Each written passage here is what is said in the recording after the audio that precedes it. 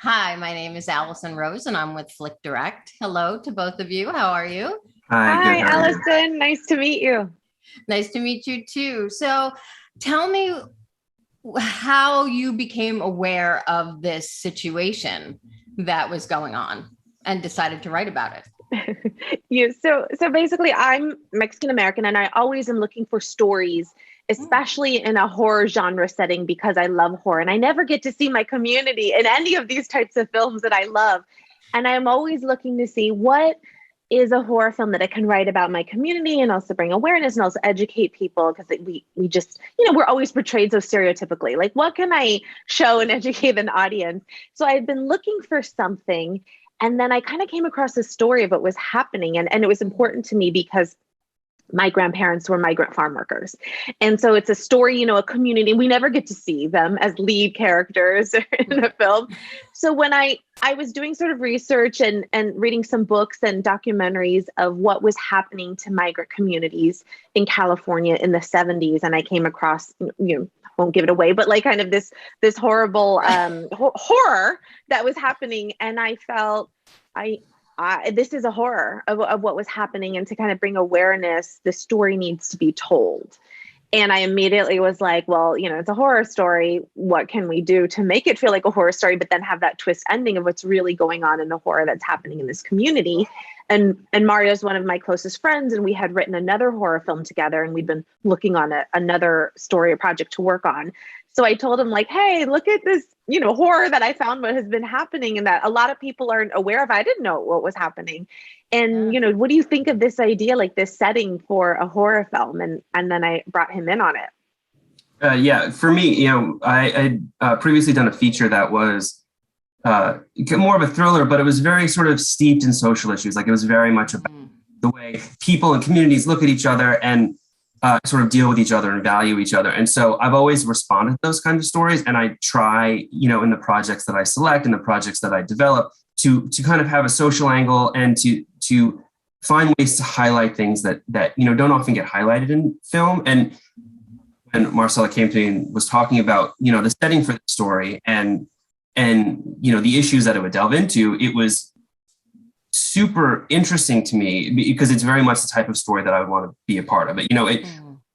Genre is a really great way to inject social commentary and history in a way that's palatable to mainstream audiences. And so you can have a horror film that's a ghost story. You can also have sort of this background and this sort of thing that also like kind of punches the audience and says, this is a real thing. This is something you should be aware of. And so, anytime I have the opportunity to be a part of a project like that, I'm, all in. Well, I understand that you both love horror, but why not a documentary? Why not a straight drama? Why choose? I mean, I get it in a sense, but I want to hear from you why you felt it was right for horror. Oh, Yeah. yes. No, that's I was gonna say that's a great question. So I had watched a documentary on the subject, Okay. and because I had been doing research of books, and then I was like, what else other content is out there? And then I watched a documentary that was incredibly powerful. And you're right, my first instinct was like, oh, this is a drama. This is really interesting. Should we talk about, these women and follow them? And then I thought, no, you know what? What's happening is a horror, and I love horror, and I write a lot of horror. And I was like, you know what? If told through a horror lens, like what Mario was saying, it can get to a bigger audience. And I love also telling social justice stories through a horror lens. And like Mario and I talked about that, we're like, had we just done a film with such a heavy subject through the whole film of what was happening, I don't know if it could reach as big of an audience or could it be as well received, versus if you do it through a horror lens and it is a horror, what's happening, you have this twist at the end, you can reach a broader audiences that wouldn't normally watch this kind of film and be educated and spark conversations like this. And I think, like for me, what was happening to my community was a horror, like for me personally. Yeah. We And Mario?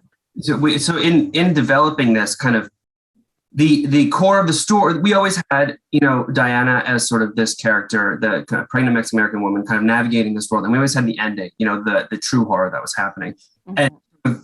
the way she gets from A to B changed a few times. Sometimes it was more of a psychological thriller. Sometimes it was a little bit more of like a gaslighting thriller. And we kept coming back to this idea of telling this in a supernatural way. One, because we love that, but also, we talked a lot about how if we did a drama about sterilization, it does, as Marcella mentioned, we felt it turns off a huge chunk of audience. Like if there are plenty of people who, if they see this movie's about sterilization, and I'm kind of spoiling it so we can kind of choose. Yeah, you can edit around me. If you see a movie that's about this, they're not going to watch it. And this felt like a way to sort of to reach a broader audience, and also it felt a way to sort of allow the audience to kind of enjoy the experience a little bit more, because a 90-minute movie featuring this subject is like emotionally exhausting. It's traumatic, but we have an opportunity to have a ghost story that's fun with characters that you like and that, play well off of each other, but still bring us to this ending that is actually impactful and that actually kind of opens the eyes of the people watching it. And so genre as a vehicle, like I mentioned earlier, it just felt like the right way to tell the story. And we're both writers, we're both storytellers. There have been documentaries about this. We sort of felt like that was well-tread territory, but we had never seen this in a film. And so they film for audiences, and it's sort of fictionalized narrative. And so that was sort of what was really exciting, was that we had just not seen a story about this told in this way before. I completely agree with you. I was very surprised, and it caught my attention. So you did a great job with that. Talk to me a little bit about with the cast. Like, did you see these individuals playing these particular parts, or did you have something else in your mind when you were writing it? So for me, it was just important to have Mexican characters and Mexican American characters just to be authentic. And that was just the only thing, when casting came out, we talked to our director, and we just thought, and he was completely on board. He's like, yes, Mexican American of descent for Diana, and Mexican for the Beto character. So that was just important for me, because my community doesn't get to be represented, like you were saying, in many films. And I thought this is such an authentic story of what we were writing for the Mexican community. I just felt I hope we can cast them authentically, and we were able to. So I didn't have any actors in mind, but I was so happy who they cast and was absolutely blown away. Or, to be honest, when they are cast, they're cast as villains. And in this case, they most definitely are not villains. So I like that, putting them in a brighter light. Mario, you were going to say?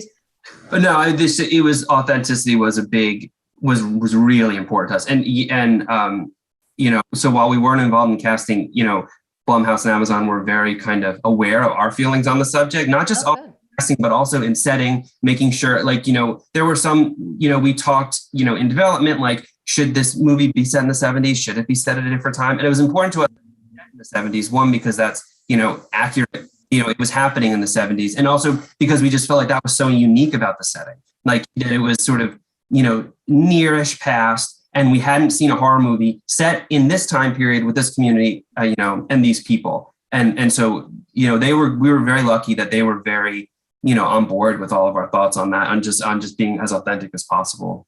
That's fantastic. So thank you guys so much. I really enjoyed the film. And like I said, the twist at the end, you don't see coming, and it really is shocking. So thank you both so much. I can't wait for everybody else to see it. And I can't wait for, hopefully it'll start a dialogue. That's our hope. That's our hope. So thank you. It was so nice meeting you, Allison. Thank you. Nice to meet you too. Nice to meet you.